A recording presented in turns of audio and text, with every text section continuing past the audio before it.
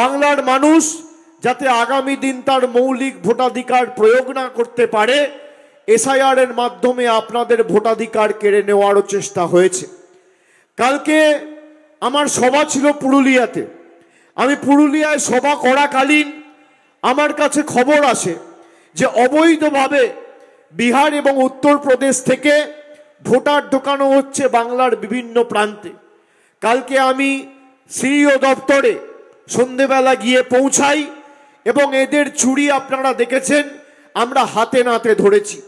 আজকে আমি যখন বাগডোগরা হয়ে বালুরঘাটের উদ্দেশ্যে রওনা দিচ্ছিলাম, তখন আমার কাছে খবর আসে যে আজকেও প্রায় 800 অবৈধ বিহারের ভোটারকে মেদিনীপুরে অ্যাড করা হয়েছে।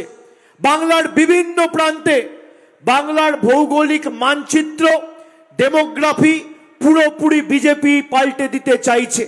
যারা ডবল ইঞ্জিন সরকারের কথা বলতো, বালুরঘাটের মানুষের থেকে ভালো ডবল ইঞ্জিনের স্বাদ কেউ পায়নি।